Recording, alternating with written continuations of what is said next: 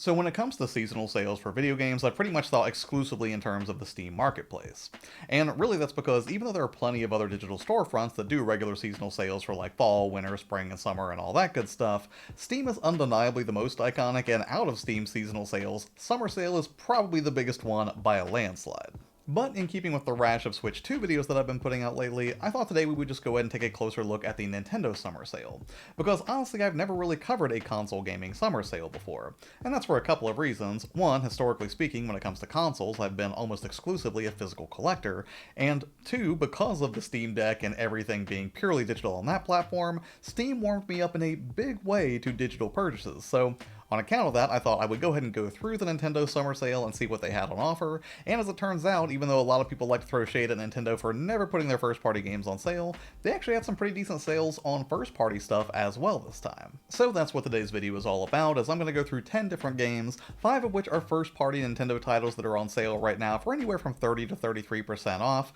and then I'm also going to talk about 5 third-party games that are also on pretty decent discount as well. And this video should be going out on July 5th if I'm remembering correctly, so you should still have 3 or 4 days left to go ahead and pick up some of these games if they interest you, and then that'll probably give me time to probably do a what I grabbed during the Nintendo Summer Sale as well. But yeah, for now let's go ahead and kick this off by talking about Nintendo's heavy-hitting first-party titles that you can get at a discount right now, and we'll start this off with a perfect game for the summertime in my opinion, and that would be Animal Crossing. And right now Animal Crossing is 30% off at $41.99 instead of $59.99. And if you've never played it before, it's effectively an infinite chill game that's all about maintaining your cozy home, connecting with cutesy villagers, collecting doodads, and really just doing all sorts of relaxing side activities, from collecting fossils to fishing and catching bugs, and pretty much crafting your ideal island getaway however you see fit. It's pretty much the perfect chill out game for summertime, or really any other season for that matter, and my only real knock against it is if you ever want to move your island from one console to another, which a lot of people are probably in the midst of doing considering the release of the Switch 2,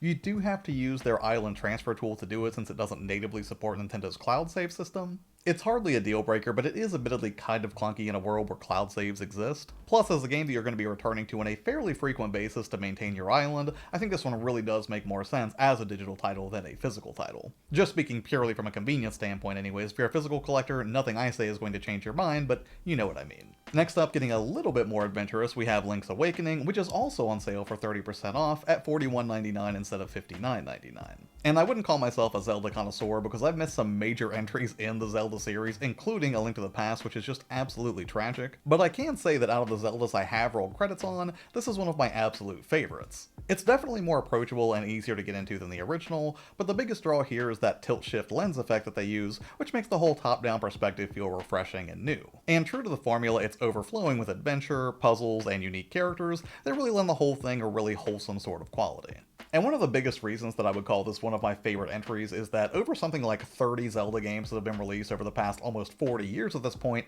it's definitely one of the quirkiest. Mostly because you'll see some pretty strange things in Link's Awakening that seem more than a little bit out of place, but I won't spoil it here since it's an adventure that you should definitely undertake if you haven't already, particularly if you have a Switch 2 where it's been upgraded for performance. Next up, if you're like me, and despite the fact that summer is just now heating up, you're already daydreaming about what Halloween's going to be like, you should definitely check out Luigi's Mansion 2, which is also on sale for 30% off for $41.99 versus $59.99. And I love these games because it puts Luigi squarely in the spotlight, and for my money, the series has only gotten better since its inception way back in 2001 on the original GameCube. Now granted, I do wish Nintendo would stop screwing around and do an HD remake of that original entry and put it on the Switch for us, but nonetheless, even if you can't play the original, I will say that Luigi's Mansion 2 and 3 definitely stand well on their own as self-contained ghostly stories. And they're not just great because they give Luigi the spotlight for a little bit, but also because he has wholly unique mechanics that are just fun to engage with. Stunning ghosts with your flashlight or hoovering them up with your poltergust never gets old, and Luigi's scaredy cat nature makes every spooky moment outrageously charming.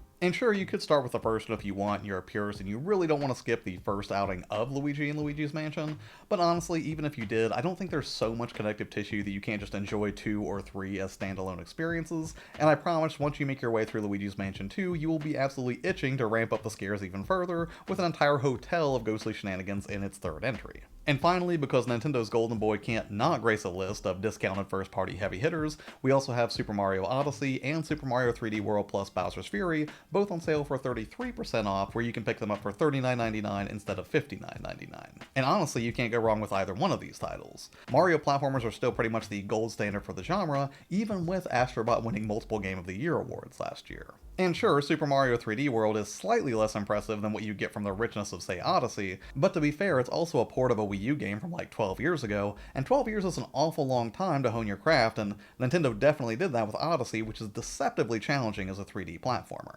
Well, if you're a completionist, I mean. If you just want to get through Super Mario Odyssey, it's not going to be like Dark Souls difficulty or anything like that, but you will find a ton of challenges to keep you busy, not to mention 999 Power Moons to scoop up as you work your way through. Throw in the outrageous production values and one of the catchiest songs Nintendo ever came up with for marketing, and even nearly 8 years on, Odyssey is still extremely impressive. And just like Link's Awakening, both of these games got performance patches to smooth things out a little bit on the Switch too, so if you're looking for more games to play on the new hardware, these would definitely be good choices. But now let's go ahead and shift focus from first-party discounts to third-party discounts, starting off with a game that I think is just another classic summertime game, and while this might not be the best way to play it, it is still a pretty decent discount and runs well enough on the Switch, and that would be Tony Hawk's Pro Skater 1 and 2. And right now you can scoop this up for 60% off at $15.99 instead of $39.99. Now again, it is locked at 30 FPS, which really isn't the best, but again, still totally playable, and I'm happy to report that 3 and 4 are supposed to run at a locked 60 FPS on the Switch too. And again, I just think this game's a complete summertime classic filled with great music and solid gameplay, and even if visually this might not be the best way to experience Tony Hawk 1 and 2, it's still really well lent to the handheld format with its quick pick up and play gameplay appeal across several modes like career, free skate, and speedruns. And it's because of the Switch and the Switch 2's portability that I think this is just a really good fit. Granted, I do wish that frame rate was a little bit higher because I have been spoiled on the Steam Deck version of Tony Hawk's Pro Skater 1 and 2, but nonetheless, still a pretty good deal. Next up we have Darksiders 3, which is 70% off, where it's normally $39.99, now you can get it for $11.99. And there's a very good chance I'm going to take the leap on this one myself, because I've played every Darksiders game on the Switch. Now I've only beaten the original Darksiders War Mastered Edition and Darksiders Genesis, but I've dabbled with 2, which ran reasonably well on the original Switch. But when it comes to Darksiders 3, specifically on the Switch 2, apparently it's now running at a pretty locked 60 FPS, which is great because when this game first came out, it was the only Darksiders I really didn't want to get on the Switch at all, because performance for that game was pretty bad on the original Switch hardware. And I don't think this game has received a performance patch or anything like that. I think it might just be taking advantage of the beefed up Nintendo Switch 2 internals, because there have been a ton of different people reporting that playing this game now feels buttery smooth at 60 FPS. I believe that the cutscenes are still locked to 30 FPS, but still, if you're looking for a God of War-like third-person action experience to play on your Switch on the cheap, this seems like a really good deal. And next up, shifting towards collections, we have 3 games that will give you literally hundreds and hundreds of hours of gameplay, and that would be the Persona Collection, which is 60% off right now, where you can scoop it up for $35.99 instead of $89.99, and that includes Persona 3 Portable, Persona 4 Golden, and also Persona 5 Royal. And again, we're talking hundreds of hours of excellent gameplay and storytelling here, and iconic music that will definitely stay stuck in your head for days. Also, I should point out that you don't have to buy the bundle of all 3 to get some deep discounts. You can still get Persona 4, which is not on sale, for $19.99, Persona 5 for $20.99 instead of $59.99, and Persona 3 Portable for $9.99. So if you decide you want to piecemeal them out, that's something you can definitely do if you don't want to buy all 3 of them at a whack, because honestly, if you've never played Persona before, that might be a lot to take in. And personally, I've only beaten Persona 4 Golden, and while I would love to finish 5 someday, it's a little hard for me to restomach restarting this game for I think a 4th time at this point and going through Kamoshida's dungeon again. But at the same time, with the Switch 2 being the best combo of power to portability I now own, being able to eke out just a little bit of progress here and there, who knows, maybe I will take the leap and grab this for I think, again, the 4th or 5th time at this point. But more practically speaking, I'm sure I'll probably end up waiting to see if Persona 3 Reload gets ported to the Switch 2, because honestly I have a sneaking suspicion that will happen, and at this point I think I'd rather play Persona 3 Reload all the way through than, again, start over on Persona 5 one more time. But nonetheless, these are 3 excellent games that I'm sure anybody could have a great time with, and if you've never played one before, no better time than now. And speaking of collection, this next one is a collection of collections, or I guess a bundle of collections, but that would be the Spyro Trilogy and the Crash Bandicoot Insane Trilogy, which are 65% off for $26.24 versus $74.99.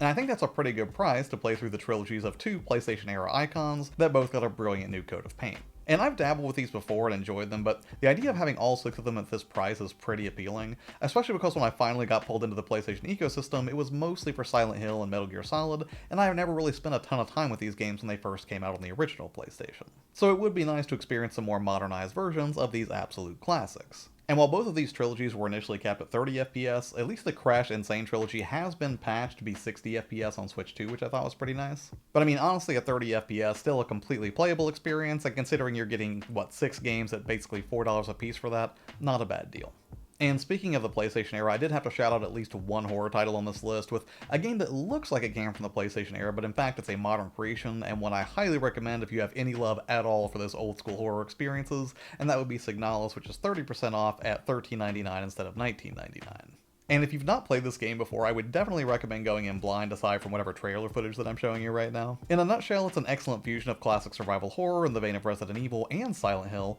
but with a more futuristic setting. It's dark, gloomy, and mechanically feels just about perfect to play with plenty of harrowing scares as you explore a range of unsettling environments. Now when it comes to the stuff that I personally want to buy from the Nintendo Summer Sale, I would say most of the third-party stuff is more appealing than Nintendo's first-party stuff since I already own a lot of those games, but I will say that there are some other games that I'm looking to as well, including Yakuza Kiwami, which I've been playing a lot of Yakuza 0 lately on the Switch 2, so that was one of the first games that I got for the Switch 2 at launch. Plus it's on sale for $13.99, and honestly that seems like probably the best price that I could get it at. Not sure if the Switch would be the best place to play it, but honestly I kind of just want to buy it anyways to support the developers and hopefully encourage them to put more of the Yakuza games out on the Switch 2. Not sure if that's realistic, but I sure would love to see it. And I also kind of like the idea of picking up the Mega Man Network Battle Collection because I really liked, I think was the first 2 games that I beat back in the Game Boy Advance days, but I never played really any of the sequels after that, and even though I like the idea of getting it on sale for $29.99 from the summer sale, I also kind of like the idea of having a physical copy of it just because,